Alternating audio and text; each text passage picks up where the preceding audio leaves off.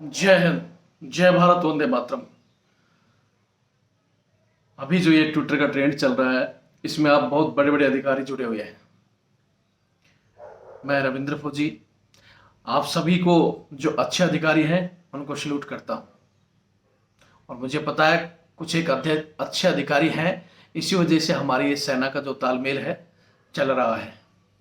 वरना ज़्यादातर तो सिर्फ ये सोचते हैं कि जवानों को शोषण कैसे किया जाए, जवानों को दबाकर कैसा रखा जाए। आज भी एक सोल्जर को सहायक के रूप में रखना चाहते हैं, वही बूट पुलिस, वही झाड़ू पोछा, यहाँ तक कि मैम साहब के कच्चे बनियान तक धुला रहे हैं। और इस सहायक प्रथा के खिलाफ जब हम कंटिन्यू लड़ाई लड़ रहे हैं तो बहुत से लोगों को तो रविंद्र फौजी से उस चीज़ की नफरत है। हालांकि ये चीज़ें तो हमारी कंटिन्यू चल ही रही है। उसके अलावा जो आज विषय आया कि आखिर बीपीटी जो कि 10 किलोमीटर की कराई गई और जिसमें अब बताया जा रहा है कि अभी तक 5 जवान डेड हुए हैं और 40 से ज़्यादा जवान हॉस्पिटल में आईसीयू में भर्ती हैं, डीआई लिस्ट में हैं। हो सकता है आंकड़ा मौत का बढ़ भी सकता है, या मैं कंफर्म नहीं कह रहा कि 5 से कम भी हो सकता है। एक की पुष्टि तो आप लोगों ने कर दी, न्यूज़ ने भी कर दी, लेकिन बाकी सस्पेंस में चल रहा है। लेकिन बात यहाँ इससे भी ज़्यादा बड़ा हादसा हो सकता था या कम भी, बात ये नहीं है। बात यह है कि ये 10 बजे रेस क्यों कराई गई। जवानों को 6 बजे का जो टाइमिंग था, जो प्रैक्टिस कर रहे थे, उसी हिसाब से उनको सुबह पता है कितने बजे जवान उठे होंगे। आप कितने जवानों के पास सहायक नहीं है या आपके पास तरह जिप्सी संसाधन नहीं है। वो 4 बजे उठा होगा, हो सकता है उससे भी पहले उठा होगा, पूरी रात सोया नहीं होगा कि सुबह मुझे कंपटीशन में दौड़ना है, और वहाँ 4 बजे उठकर 6 बजे उसको वहाँ खड़ा कर दिया होगा। और इंतजार करते करते कि हाँ कब जेओसी साहब पहुँचे, कब पहुँचे, और तब रेस होगी। और ऐसे में जेओसी साहब 10 बजे पहुँचे हैं और बताया जा रहा है कि 11 बजे के लगभग, उसके भी 1 घंटे बाद रेस शुरू हुई है।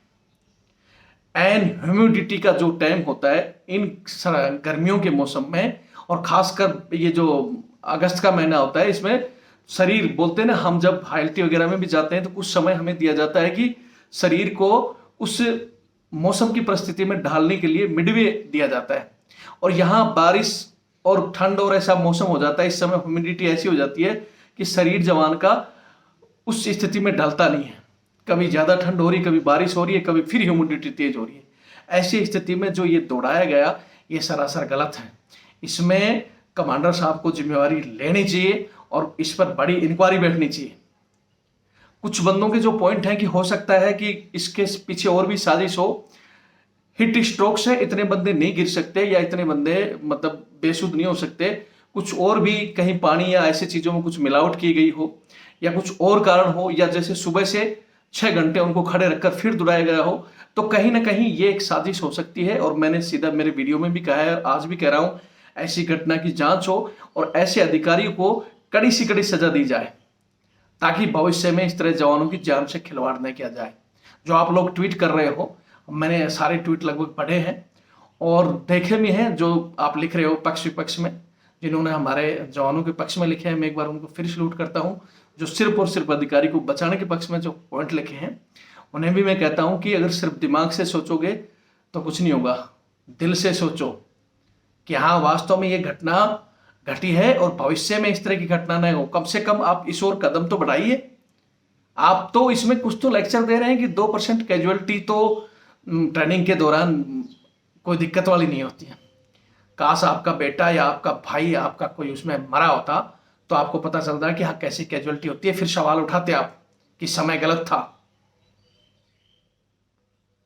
फिर एक बार मैं अधिकारी गणों से कहना चाहता हूं कि आज जरूरत है, अगर आर्मी को आप एक अच्छे दिशा में ले जाना चाहते हैं, जवान जैसे और अफसर का तालमेल चाहते हैं, तो आपको वो पुराने कानून जो कि 1857 में अंग्रेज अफसरों द्वारा बनाए गए थे, उनको तब्दील करने के लिए खुद पहल करनी होगी। आप आगे बढ़िए, इनमें सुधार कीजिए। हमें क्या जरूरत है कि आप इन दिन रात अपना सब कुछ छोड़कर इन चीज़ों में लगने की। हम क्यों लगे हैं इन सुधारों की ओर? क्योंकि हमें भविष्य में बहुत बड़ी टकराव की स्थिति, बहुत बड़ा एक वो दिखाई दे रहा है कि अगर इसको समय पर नहीं रोका गया तो बहुत गंभीर स्थिति होगी। लेकिन कुछ एक जो कर्नल हैं या उससे बड़े अधिकारी हैं, उनके दिमाग में सिर्फ यही आ रहा है कि रविंद्र फौजी तो लोगों को प्रोपेगेंडा कर रहा है, पैसे कमा रहा है। वो पैसे का जो अकाउंट मैं देता हूँ, हमेशा देता हूँ, इसलिए कि मैं आपकी तरह मैंने रेजिमेंट फंड नहीं खाया है या मैंने कहीं कमांड करके पैसा नहीं कमाया है। मैं अपनी पेंशन पर जीवन यापन कर रहा हूँ, मेरा घर का खर्चा उससे चलाता हूँ, लेकिन उसके अलावा एक्स्ट्रा मुझे कहीं जाना पड़ता है, इन चीज़ों को हाईलाइट करना पड़ता है। मैंने सहायक प्रथा के लिए सुप्रीम कोर्ट में भी केस डाला है और भी डालता रहता हूँ। इन हर चीज़ों के लिए ओपनली मेरा नंबर देता हूँ, और दिक्कत है तो आज भी दे रहा हूँ। ये मेरा नंबर है 8290354513। ये मेरा फ़ोन पे, गूगल पे, पेटीएम से जुड़ा हुआ है, और ऊपर मेरा नंबर 612 642 33 600 रविंदर सिंह के नाम से IFSC कोड दिया हुआ है। SBI खुलेआम दे रहा हूँ, और मेरे जवान भाइयों से डायरेक्टली, उसमें आप लोग बहुत से लोग बोलते हो भीख, चाहे आप भीख समझो, तो मैं मेरी इस लड़ाई के लिए भीख मांग रहा हूँ, भीख मांगते रहो, या अपना सहयोग मांग रहा हूँ। जो भी मुझे दे रहे हैं उनका मैं धन्यवाद, जो इस तरह के नेगेटिव को पॉइंट कर रहे हैं उनका भी मैं धन्यवाद करता हूँ, उनको सलूट देता हूँ कि वो बार बार हमें इस तरह के नेगेटिव पॉइंट करके हमारे अंदर की जो शक्ति कभी ठंडी पड़ जाती है तो उसको एक ऊर्जा कर देते हो आप लोग।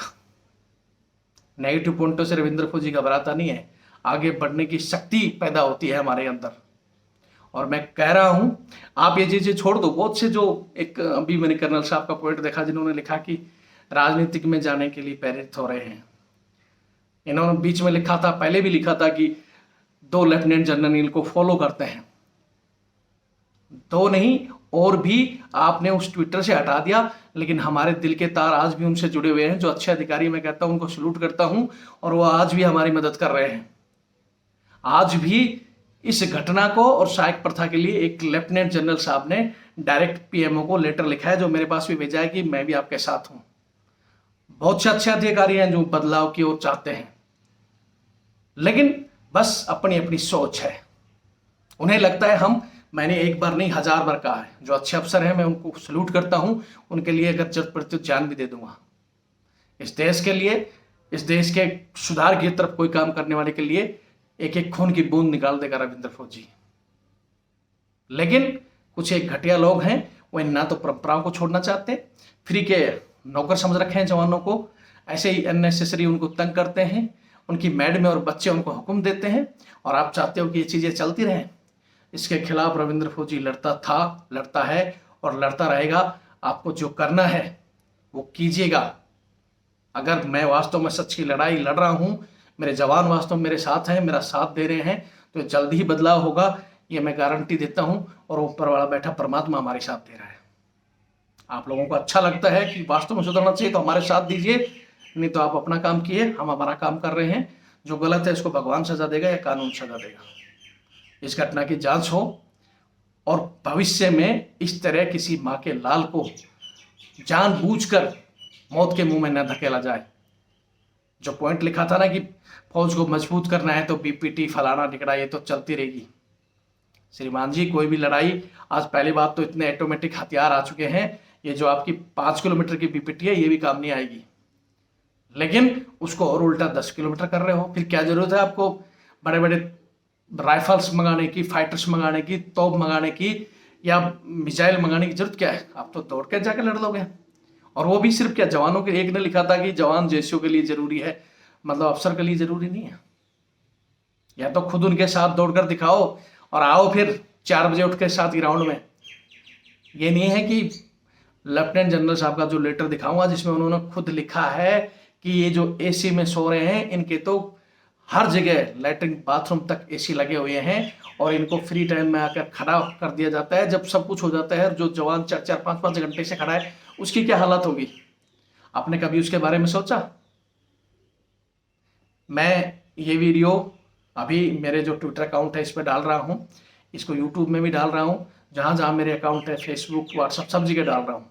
मैं चाहता हूँ जो भी मेरे जवान हैं, ट्विटर पर मैंने अभी उसको रिट्वीट मारा है, एयरफोर्स के कर्नल है, और उसके अलावा उसमें ब्रिगेडियर जनरल बहुत से लोग जुड़े हुए हैं। मैं चाहता हूँ जो जवान हैं, चाहे वो रिटायर्ड है या कैसे भी, अगर जिन्होंने अकाउंट बना रखा है तो इन चीज़ों का जवाब दें। चाहे वो सिविल एडमिशन अफसर हैं, बहुत से जो भी हमारे से जुड़े हुए हैं और वो हमें सलाह भी देते हैं, तो इन लोगों को जवाब दें इनकी तानाशाही का, और इसको ज़्यादा से ज़्यादा शेयर करें। और मैं फिर कहता हूँ हमारा साथ दो, चैनल से जुड़ो, चीज़ों को शेयर करो, आर्थिक मदद करो, ये कुछ भी कहते रहेंगे। इनके अंदर जो डर पैदा हो रहा है, अरे रविंद्र फौजी अगर कुछ कर रहा है, मैं राजनीतिक में जा रहा हूं तो क्या मैं मतलब अगर मैं भी इंसान हूं, अगर बाई चांस चला भी गया तो आपको डर किस चीज का है? मुझे तो उस चीज का बताइए कि अगर मैं राजनीतिक में चला गया तो आपको क्या डर है, या मैं से पैसे कमा रहा हूं या यूट्यूब से कुछ कर रहा हूं तो आपको किस चीज का डर है? बहुत से लोग यूट्यूब में हैं, बहुत से राजनीतिक में हैं, 543 हमारे एमपी हैं, उसके बाद में हजारों एमएलए हैं, बहुत जगह हैं। अगर उसमें एक रविंद्र फौजी पहुंच गया तो, लेकिन आपको किस चीज का डर है? उस चीज को स्पष्ट कीजिए। जय हिंद, जय भारत, वंदे मातरम।